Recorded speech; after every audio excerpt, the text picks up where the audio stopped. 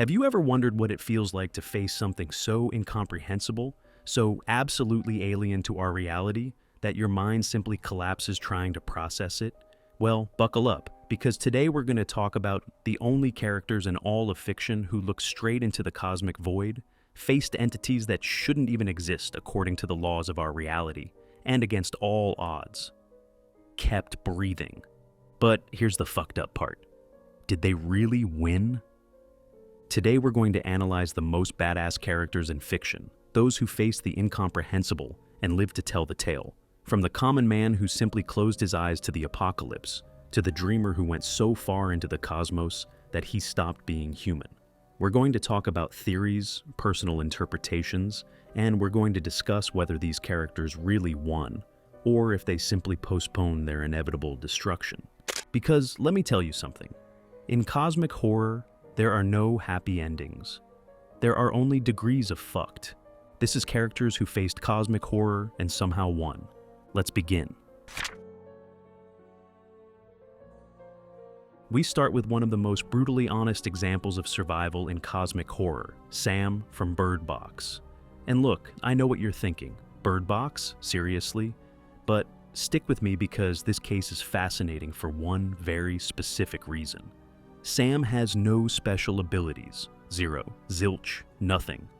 She's not a trained warrior, not a detective with years of experience facing the paranormal, not a supernatural hunter. She's a single mother trying to survive in a world where literally looking leads to instant suicide. And that's precisely the genius of her character. The premise is simple but devastating. Something arrived. We don't know what it is. We don't know where it came from.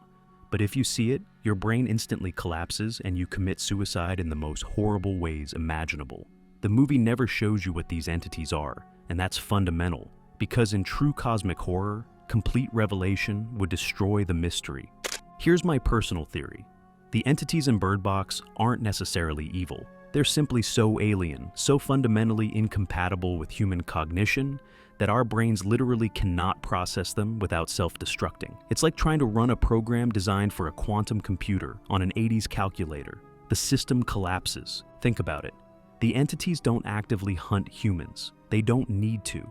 Their mere existence in our visual spectrum is enough to trigger complete psychological breakdown. Some people see angels, others see demons. Some see their deepest fears manifested. But what they're all actually seeing is something that exists in a dimensional frequency our brains simply weren't designed to interpret. The suicide isn't a choice, it's a biological imperative, like pulling your hand away from fire. Except in this case, the fire is knowledge your brain cannot contain. What's even more disturbing is that some people, the mentally ill ones in the movie, don't commit suicide when they see the entities. They become worshippers. They become evangelists for the apocalypse. This suggests that perhaps madness provides a kind of immunity, a cognitive framework that can accommodate the impossible. Sanity, in this world, is the vulnerability. Madness is armor. Sam survives through absolute denial. She blindfolds herself. She navigates a dangerous river, completely blind. She trains 2 children to live in a world where seeing is death. And it works. But here's the thing. Is this really winning? The brilliance of her survival strategy is also its horror. She teaches the children bird calls to navigate. She trains them to listen for the rustle of leaves that might indicate the entity's presence. She creates an entire sensory language to replace sight. But in doing so, she's also raising a generation that will never know colors, that will never see a sunset, that will grow up in perpetual darkness not because they're physically blind, but because opening their eyes means death. And this brings me to something that fascinates me about cosmic horror, the idea that ignorance isn't weakness, but survival. Lovecraft knew it. The most merciful thing in the world is the inability of the human mind to correlate all its contents. Sam understands this instinctively. She doesn't try to comprehend. She doesn't seek answers. She simply survives. There's a scene in the movie that haunts me. When Sam finally reaches the sanctuary, a school for the blind, she finds a community that was already adapted to survive this apocalypse. They were prepared for a world where seeing means death because they never could see to begin with. The ultimate irony, the disabled became the perfectly adapted. The normal became the vulnerable. Did Sam win? Technically, yes. She reaches the sanctuary. The children are alive, but she'll live the rest of her life unable to see her children's faces, unable to contemplate a sunrise, unable to look at the stars that now hide something that could shatter her mind in fractions of a second. It's a victory, but of the most bitter type possible. Now we move on to one of my favorite characters in all of television, Rust Cohle from True Detective Season 1. This guy is the perfect embodiment of the cosmic horror detective, the spiritual heir to Lovecraft's investigators. But with one crucial difference. Rust knows what he's facing and looks it straight in the eyes. For those unfamiliar with the series, Rust is a homicide detective in Louisiana investigating a series of ritual murders connected to a conspiracy spanning decades. But what makes Rust special isn't the case itself, but his philosophy. This guy is a pessimistic nihilist who believes that human consciousness was an evolutionary mistake, that we're creatures programmed to suffer, trapped in a temporal cycle that repeats eternally.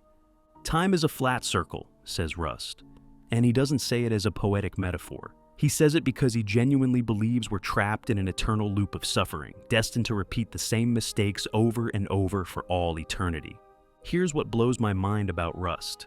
His exposure to horror doesn't come from a direct supernatural entity, but from the very structure of reality. During his investigation, Rust has visions, experiences that suggest something fundamental is wrong with the fabric of space-time. He sees temporal fractals.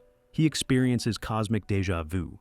And worst of all, he finds evidence that the cults worshipping incomprehensible entities might be right. Rust's past is crucial to understanding his worldview. He worked undercover in narcotics for years, got hooked on the drugs he was supposed to be investigating, and during this time started having what he calls visions. He describes them as moments where he could see the afterimage of people, like temporal echoes walking through space. He saw the scaffolding of reality, the framework beneath the illusion. Most people would dismiss this as drug-induced hallucinations, but Rust isn't so sure.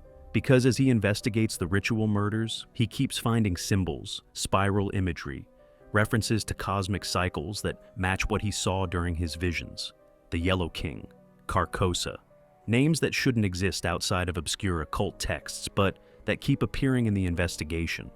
The cult he's tracking believes in something they call the secret fate of all life. They believe human consciousness is a mistake, a trap, and that certain rituals can free us from the prison of awareness. Rust finds this philosophy both horrifying and seductive because it mirrors his own beliefs. He spent years preaching that consciousness is a tragic misstep in evolution, that we're better off not existing. And now he's face to face with people who took that philosophy to its ultimate conclusion. Human sacrifice as a form of liberation. The scene in Carcosa, the abandoned labyrinth where the final confrontation occurs, is pure cosmic horror. The ruins have impossible geometry. The air itself seems wrong. And when Rust faces the monster, a human predator who believes himself chosen by something greater, he has a near-death experience where he glimpses something that's beyond.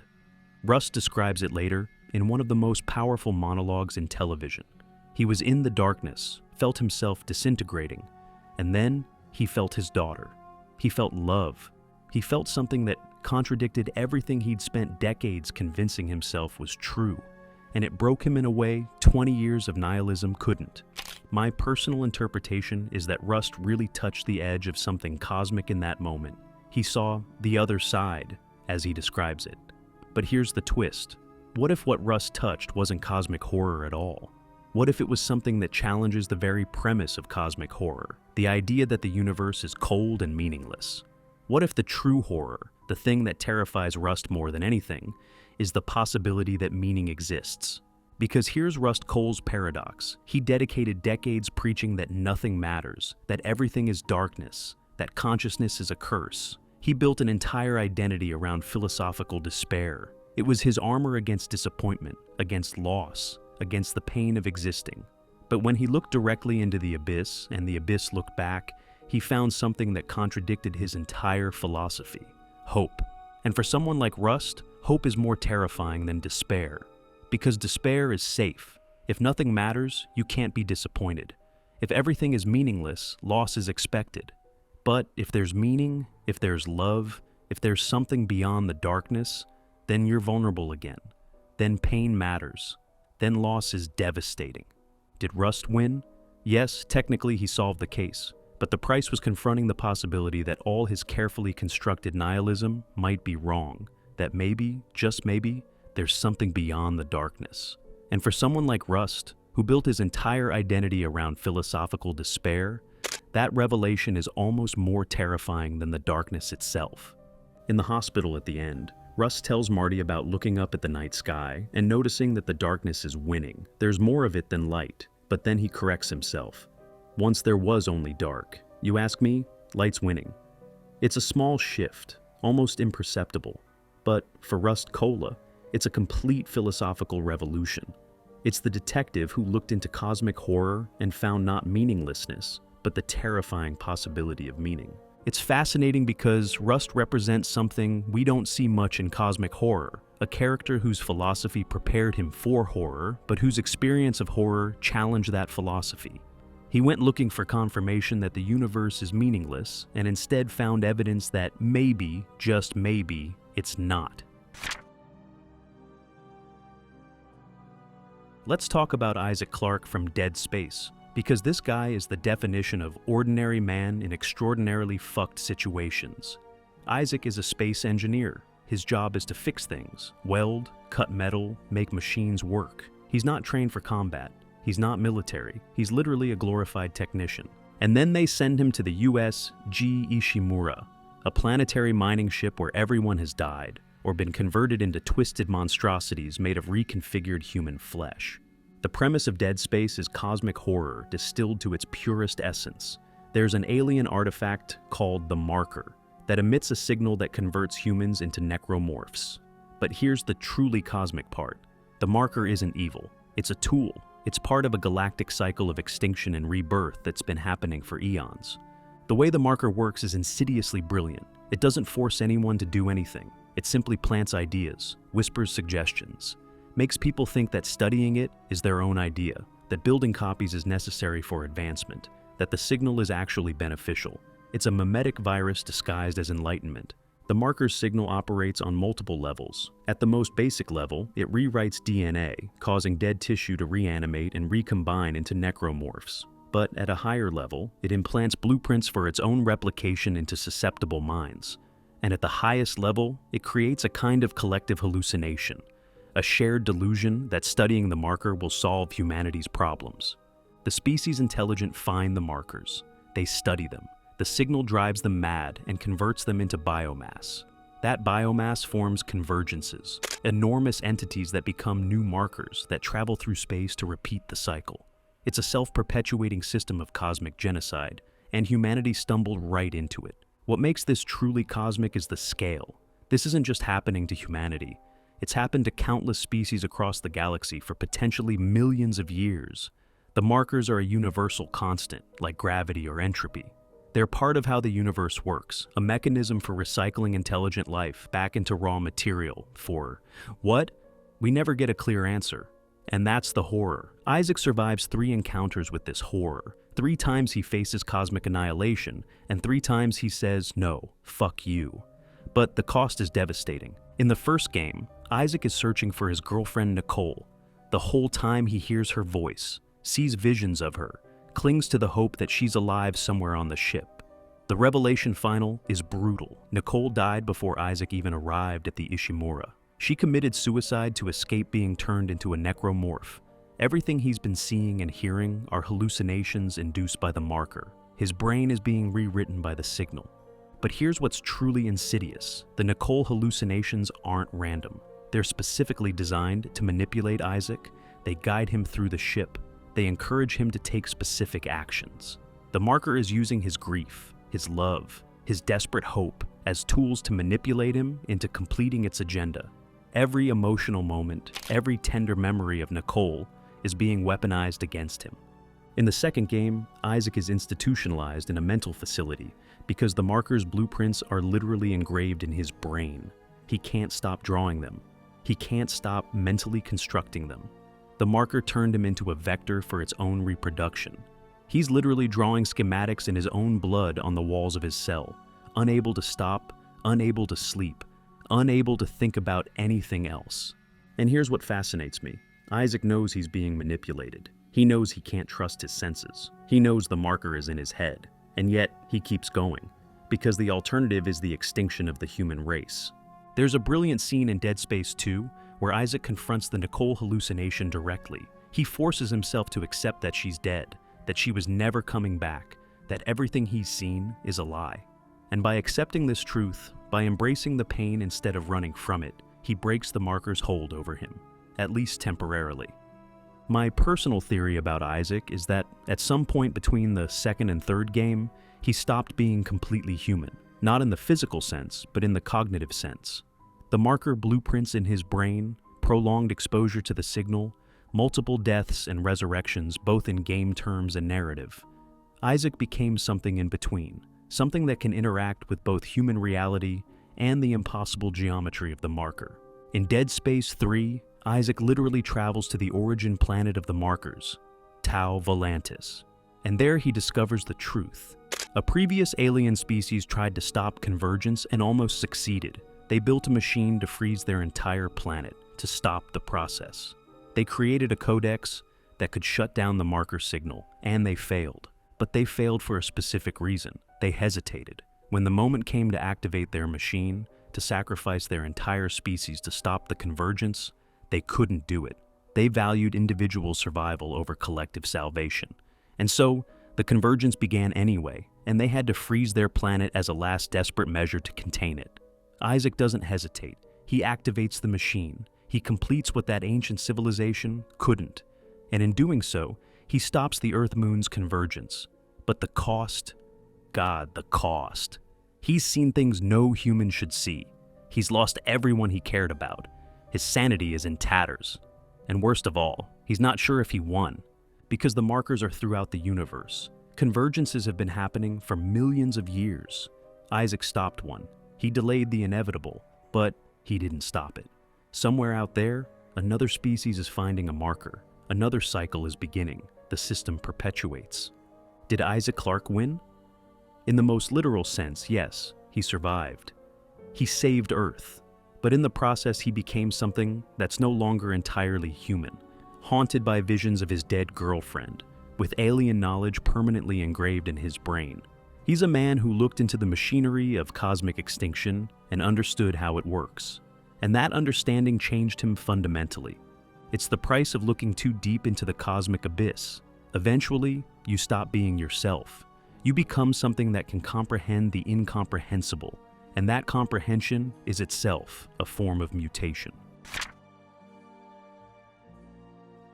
Alan Wake is one of the most meta and twisted concepts in cosmic horror, a writer who discovers that everything he writes becomes reality, but not in the way you'd expect. It's not power, it's a curse. Alan Wake is a thriller writer with writer's block who goes to Bright Falls, a small town, to relax with his wife Alice. Alice disappears. Alan has episodes of amnesia, and he starts finding pages of a manuscript he doesn't remember writing, a manuscript that describes events that are happening in real time. Here's where it gets cosmic.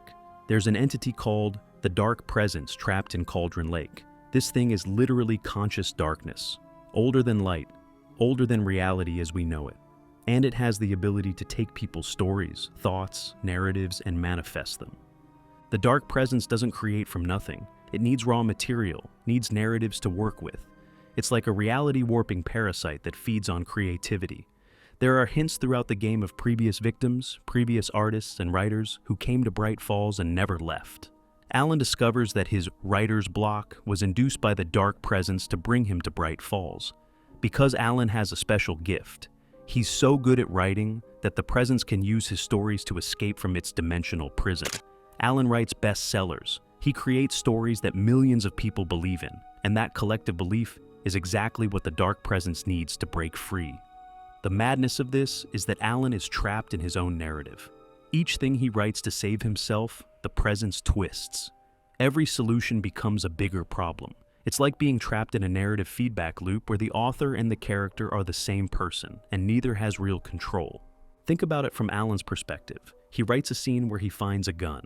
The gun appears, but it's always where the Presence wants it, not where Alan needs it. He's co-authoring his own reality with a malevolent entity that has editorial control.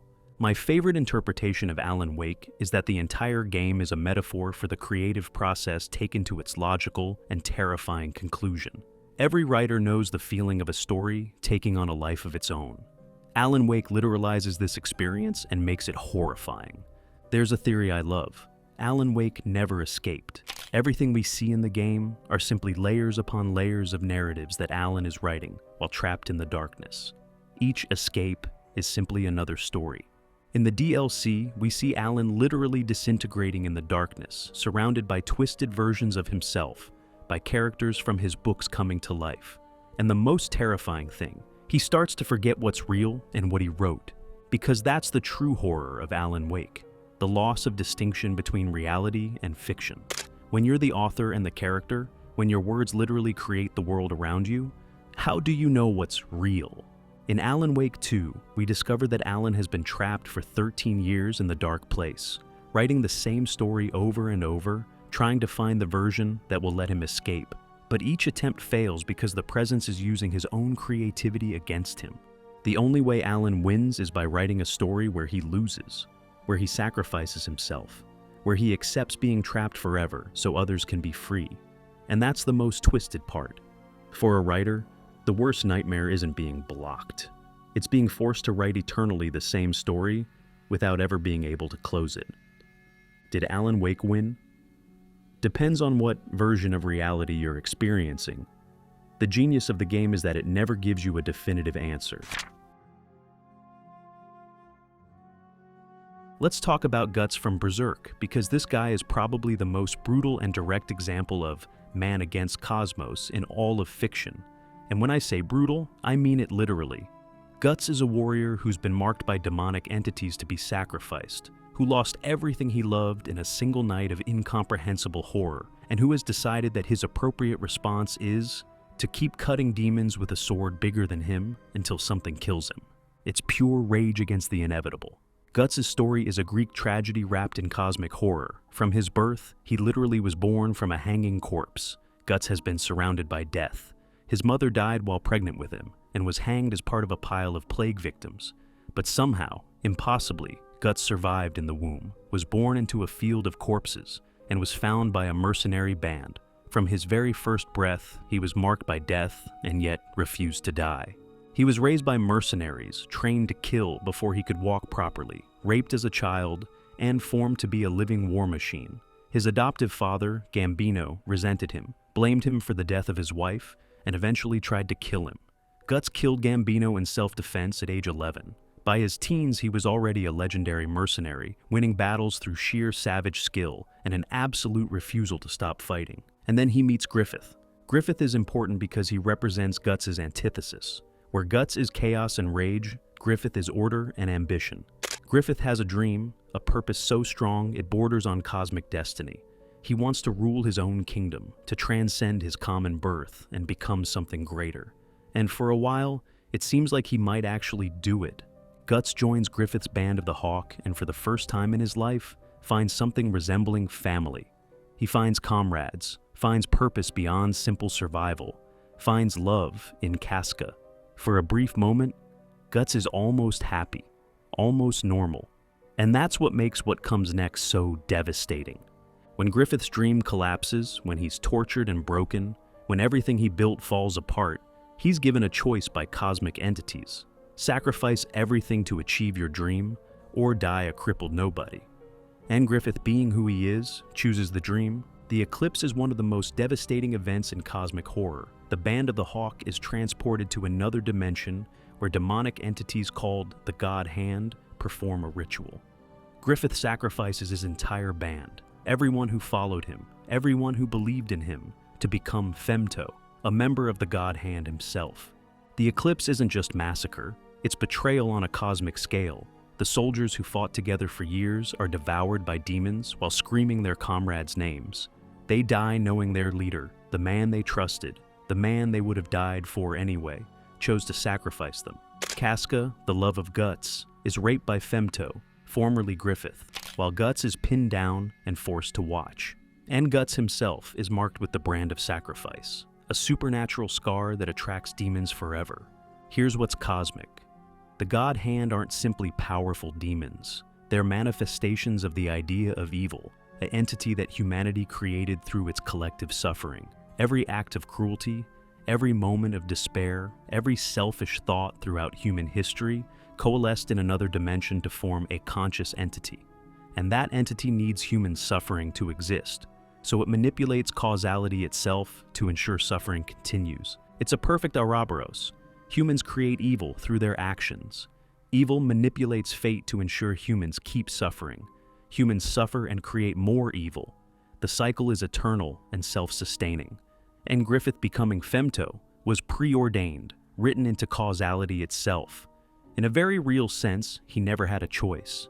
He was always going to betray the Band of the Hawk because that betrayal was woven into the fabric of fate itself.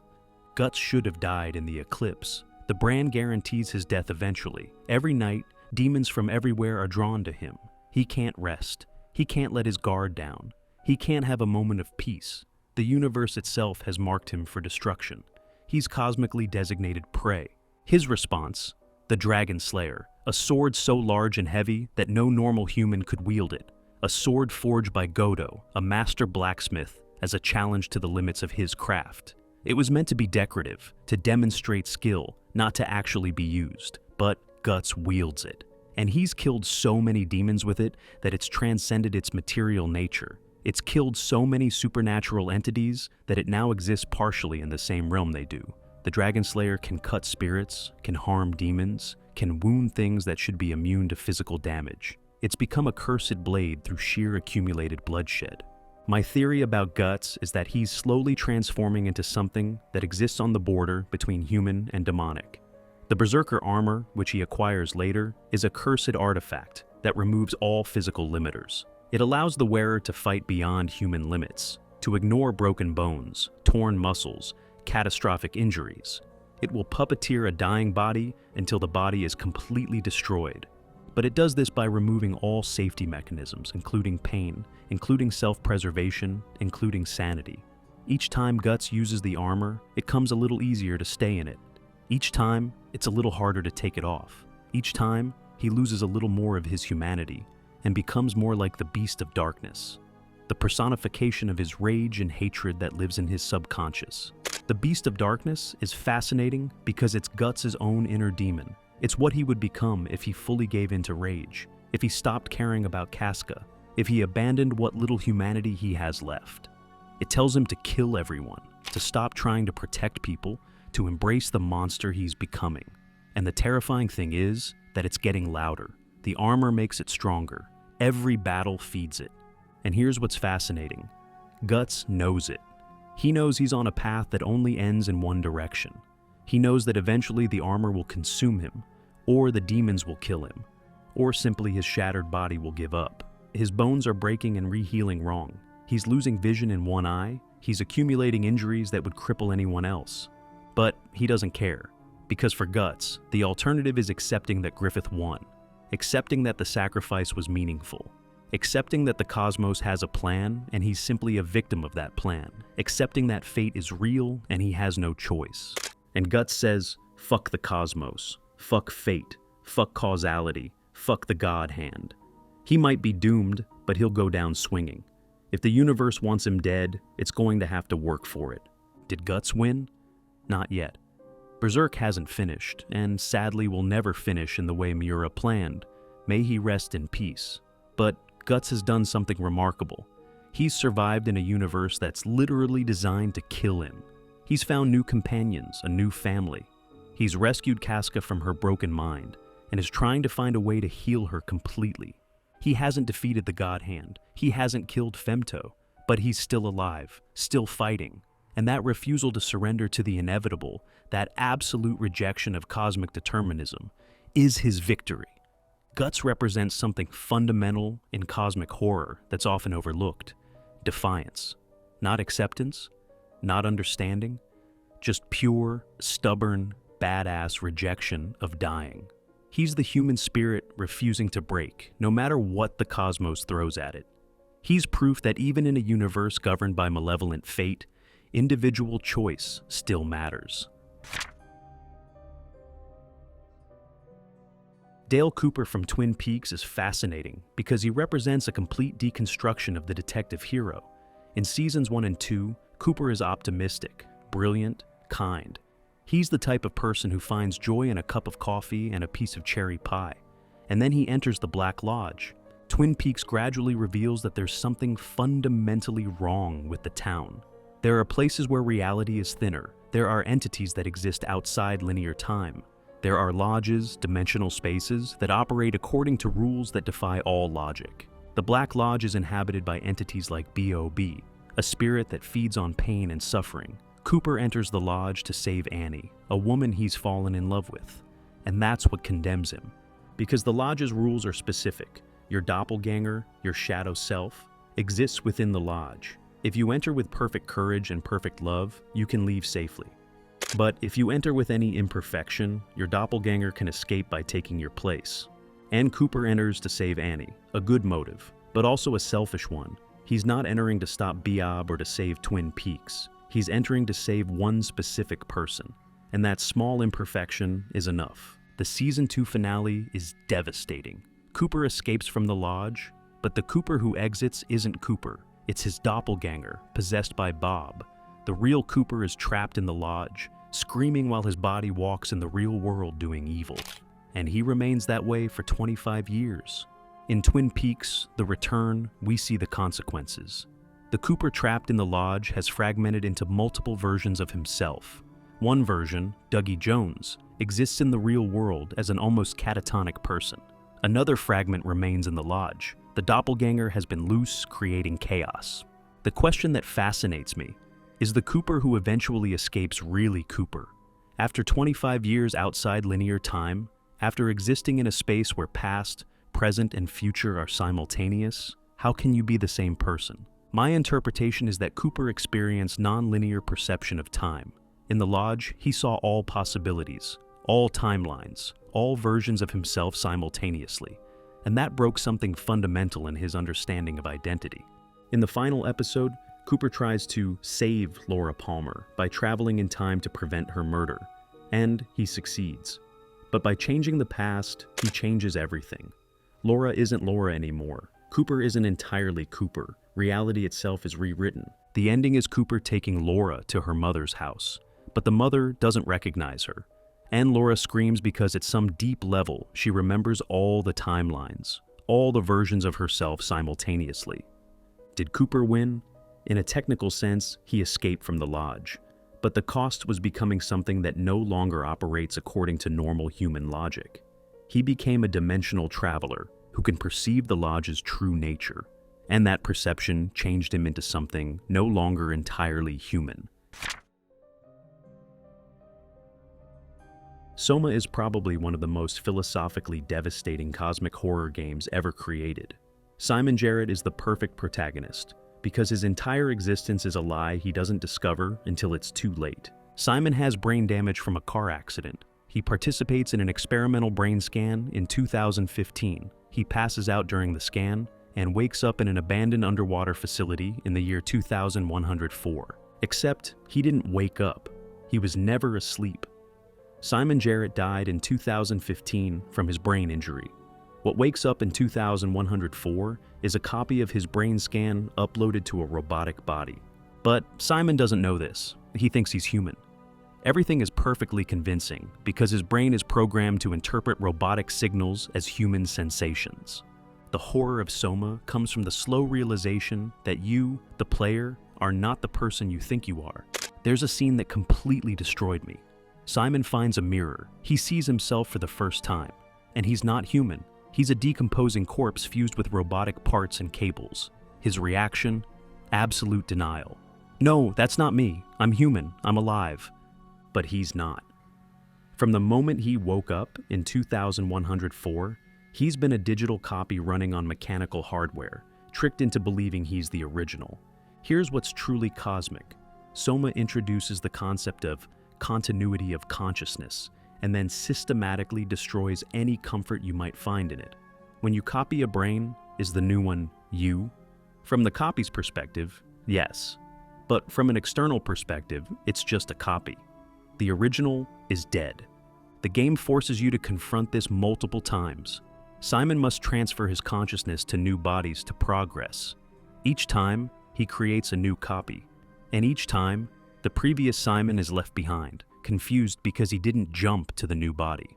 Because there is no jumping, only copying. The original dies, a new copy wakes up thinking it's him. There's a scene after the first transfer that's absolutely brutal. You wake up in the new body, pleased that the transfer worked. But then you hear a voice, the old Simon calling out, "Wait, why am I still here? I thought I was transferring." And you realize, every Simon thinks he's the original. Every Simon has equal claim to being you. Simon's final goal is to launch the Ark, a digital simulation containing humanity's last survivors, into space. Simon succeeds, but then he realizes he's not in the Ark. He created a copy that's in the Ark. But the Simon at the bottom of the ocean remains there, alone, in darkness.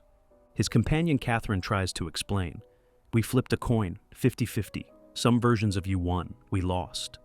But that's not how it works. Each version of Simon is equally real to itself. The Simon in the Ark is happy. The Simon at the bottom is doomed. Both are real. Both are him. Did Simon win? Depends on which Simon you ask. And that ambiguity is what makes Soma one of the most philosophically disturbing games ever made. Bloodborne is a Lovecraft fan's dream made into a video game. The hunter arrives in Yharnam seeking pale blood. Yharnam is famous for its blood ministration that can cure any disease. But Yharnam has a problem. The blood causes a plague that turns people into beasts. At first, this seems straightforward: hunt the beasts. But then you start finding madman's knowledge, which increases your insight. And as your insight increases, you start seeing things that were always there but invisible before. Amygdalas, enormous spider-like creatures, clinging to buildings. You realize the beasts aren't the problem, they're a symptom. The real problem is the Great Ones. The Great Ones are cosmic entities that exist on a higher plane of reality. The blood ministration Yharnam is famous for? It's blood from Great Ones. And pumping alien blood into humans has predictable results. The Healing Church has been experimenting with Great One blood for generations, trying to elevate humanity, and in doing so, they've doomed the entire city. But here's the truly cosmic part. The entire game might be a dream. The hunter might be trapped in a dimension called the Hunter's Dream, created by a Great One called the Moon Presence. Every time you die and resurrect, the dream is resetting. Bloodborne has 3 endings. In the first, you accept Gehrman's offer to free you. You wake up. But the next night, you'll be back. It's a cycle. In the second, you refuse Gehrman, kill him, and take his place. Now you're trapped. In the third, if you've consumed enough Great One umbilical cords, you reach an elevated state of consciousness. When the Moon Presence tries to trap you, you resist. You fight it. And you win. You absorb the Moon Presence and transform into an infant Great One. That third ending is fascinating because technically it's winning. You transcend humanity, but you also stop being human completely. Your final form is literally a crying baby octopus. Is it victory? You survived. You reached a higher state of existence, but you lost everything that made you human. The genius of Bloodborne is that none of the endings is satisfying, remaining ignorant and trapped, accepting knowledge but becoming a prisoner, or transcending completely but losing your identity. The hunter won by achieving apotheosis. But the price was ceasing to be human. To defeat the gods, you must become one. And once you do, you lose everything you cared about being human.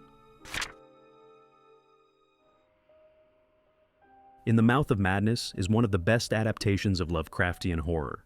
John Trent is an insurance fraud investigator, cynical, rational. He's hired to find Sutter Kane, a horror writer who disappeared before delivering his latest novel. Kane's books are driving people insane, literally. Readers have hallucinations, become violent, lose touch with reality. Trent assumes it's a publicity stunt. He analyzes Kane's book covers and finds a hidden map showing a location. Hobbs End, a fictional town from Kane's novels. But when Trent drives there, the town exists, and everything is exactly as Kane described it. He finds Kane. The writer explains, his books aren't fiction. They're channeling reality from another dimension. The more people read his books, the more they believe, the more real the old ones become. Reality is consensus. If enough people believe in something, even knowing it's fiction, that belief has power. And Kane's books are providing the belief the old ones need to manifest. But here's the devastating twist. Trent himself is part of the book. He's a character in Kane's novel. Every decision he's made was written. He has no free will. Kane shows him the manuscript. Trent reads his own actions described before he performs them. He's a fictional character who doesn't know he's fictional. Trent escapes from Hobbs' End, returns to civilization. But the world is already collapsing. Kane's novel has been published. Reality is unraveling. Trent ends up institutionalized, and then he's released into a dying world. He passes a movie theater showing In the Mouth of Madness. Trent goes in and watches, and the movie is his life. Every scene is events he experienced, because his life was always a story. Trent begins to laugh hysterically as he watches himself on screen, realizing that every moment was scripted. He never had a chance. He was never real. Did Trent win? He survived, but only in the sense that characters and stories are alive. His victory was predetermined because nothing about him was ever real. We end with Lovecraft's own character, Randolph Carter. Carter is fascinating because he's the only character in Lovecraftian mythology who really wins against the cosmos, but only because he stops being completely human in the process. Carter is a dreamer, literally. In Lovecraftian cosmology, dreams aren't random. They're actual journeys to other dimensions. The dreamlands are real places that exist parallel to physical reality. Carter discovered this truth as a child. He could dream his way to fantastic cities, explore impossible landscapes. But as he grew older, he lost the ability, and losing that ability broke something in him. In The Silver Key, Carter finds a way back, an artifact that allows him to return to the dreamlands. And there he's happy for a while. But Carter is cursed with curiosity. He doesn't just want to explore, he wants to understand. He wants to know the truth. And that curiosity leads him to Through the Gates of the Silver Key, where he finds the ultimate gate, a portal that exists outside time and space, beyond even the dreamlands. What he experiences is impossible to describe. He ceases to exist as a singular being and becomes something that exists across all possible realities simultaneously. Every version of himself in every timeline becomes conscious at once. He's Randolph Carter on Earth. He's Zakauba, an alien wizard on another planet. He's countless other beings, all at once, all equally him. But here's the cosmic horror. If you're everyone, are you anyone? Carter discovers that individual identity is an illusion. There is no Randolph Carter. There's only the archetypal self, the essential pattern that manifests as different individuals across different realities. Carter can now perceive all his incarnations across space and time. He's transcended the limitations of singular identity, but he's also lost the ability to be just himself. When Carter returns to Earth, it's ambiguous whether it's really him. Maybe it's a projection. Maybe it's a dream within a dream. What makes Carter unique is that he doesn't go mad. He accepts that individual identity is illusory, that consciousness is more vast and strange than we imagine. And by accepting this, he transcends. Is it victory? From a human perspective, Carter is lost. But from a cosmic perspective, he achieved something remarkable. He touched the infinite and wasn't destroyed. Carter represents the only true victory in cosmic horror: acceptance, not fighting against the truth, just accepting that reality is far stranger than human perception can grasp, and allowing yourself to be transformed. He won by ceasing to resist, by embracing transformation instead of fighting it. So, what does winning against cosmic horror mean? After analyzing all these characters, there are some patterns. Victory always requires sacrifice. Sam loses her sight. Rust loses his nihilism. Isaac loses his sanity. Alan loses his freedom. Guts loses his humanity gradually. Cooper loses his singular identity. Simon discovers he never was him. The hunter stops being human. Trent discovers he was never real. Carter stops being a singular person. Knowledge is curse and tool. All these characters survive because they learn things that should drive them mad, but they use that forbidden knowledge as a weapon.